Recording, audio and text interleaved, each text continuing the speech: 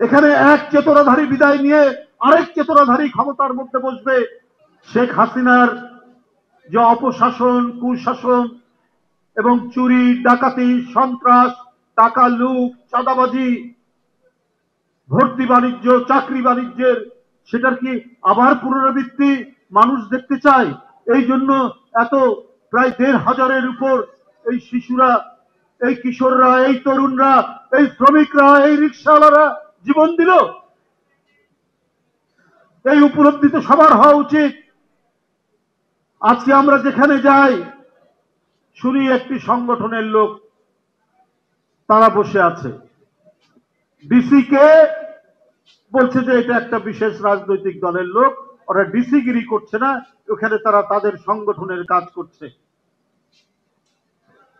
আমি এমনও শুনেছি যে ইসলামী ফাউন্ডেশনের যে ডিজি, তিনি তার সেখানে কর্মকর্তা কর্মচারীদেরকে বলছেন তোমরা রোকন না হলে তোমাদের চাকরি থাকবে না।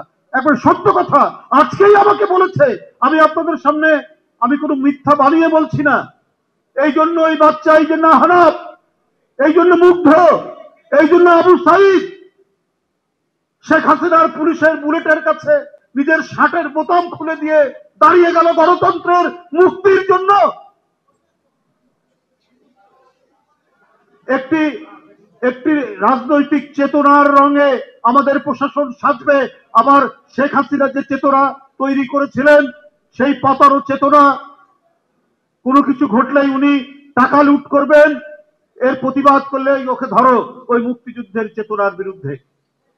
আবার নতুন করে আবার অন্য চেতনা আমরা দেখছি ধর্মের নামে, যে রোকন না হলে দলে সে চাকরি করতে পারবে না। এখনো তো নির্বাচন হয়নি, কে ক্ষমতায় যাবে, জনগণ কাকে ভোট দিবে এটা নির্দিষ্ট হয়নি। তাহলে এই কথাগুলো কেন আসছে ভাই? এগুলো কেন আমাদের শুনতে হচ্ছে? অনেক দপ্তর থেকে, সরকারি দপ্তর থেকে অনেকে আসছেন যে ভাই আমরা কি করব, আমরা যদি ওই দলের সদস্য না হয়, রোকন না হয়, আমরা তো চাকরি করতে পারবে না। শেখ হাসিনার পালিয়ে গেলেও তার ভূত, তার আত্মারা আবার নতুন করে নতুন কায়দায়, নতুন চেতনায় তারাই তো আবার ভর করেছে। এইটার জন্য তো এই ছেলেরা জীবন দেয়নি। আমরা সেই গণতন্ত্র চেয়েছি যে গণতন্ত্রে প্রকৃত এদেশের ভোটাররা ভোট দিয়ে যাকে ইচ্ছা তাকে রাষ্ট্র ক্ষমতায় বসাবে।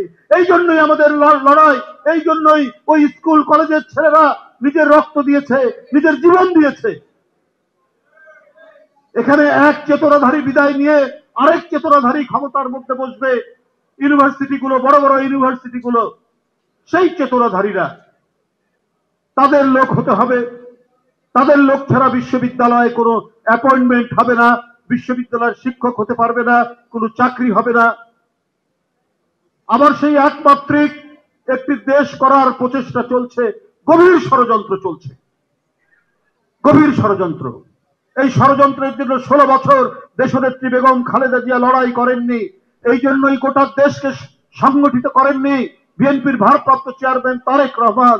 দিন রাত কঠোর পরিশ্রমের মধ্যে দিয়ে শুধুমাত্র প্রকৃত গণতন্ত্র, সেখানে ন্যায় বিচার থাকবে, আইনের শাসন থাকবে, সেখানে বিভিন্ন রাজনৈতিক দল, বিভিন্ন মানুষ স্বাধীনভাবে কোনো ভয় ছাড়া, কোনো হুমকি ছাড়া তারা তাদের কথা বলতে পারবে। এটাই প্রকৃত গণতন্ত্র, এটার জন্যই বেগম জিয়ার সংগ্রাম, এটাই জন্য তারেক রহমানের সংগ্রাম। সেটি বাদ দিয়ে আজকে আবার নতুন চেতনার বোরখা পরে, নতুন চেতনার আবরণ গায়ে দিয়ে আপনার তারা মাঠে নামছে, এটা অত্যন্ত দুঃখজনক বলে আমার কাছে মনে হচ্ছে। এই আমাদের সবাইকে এই ব্যাপারে অত্যন্ত সতর্ক থাকতে হবে। আমরা সেই উন্নততর গণতান্ত্রিক পদ্ধতি অবলম্বন করতে চাই যা পৃথিবীর বিভিন্ন গণতান্ত্রিক দেশে আছে। আদালত থাকবে স্বাধীন, ন্যায় বিচার করবে। কে কোন রাজনৈতিক দলের সদস্য এইটা আদালত দেখবে না। যে অপরাধ করেছে তাকে শাস্তি দেবে, আর যে অপরাধ করেনি তাকে মুক্তি দেবে। এটাই হচ্ছে গণতন্ত্রের প্রকৃতি বিবেচনা। আইনের শাসন, যে অপরাধ করেছে পুলিশ তাকে ধরবে এবং তাকে আইনের কাছে সুপর্দ করবে। পুলিশ কোন ক্ষমতাশালী ব্যক্তির কথায়, তার নির্দেশে তার নির্দেশে কাজ করবে না। পুলিশ কাজ করবে তার রেকর্ড দেখে, তার অপরাধের মাত্রা দেখে এবং শান্তি শৃঙ্খলা বজায় রাখার স্বার্থে সে তার নিজের বিবেক দিয়ে কাজ করবে।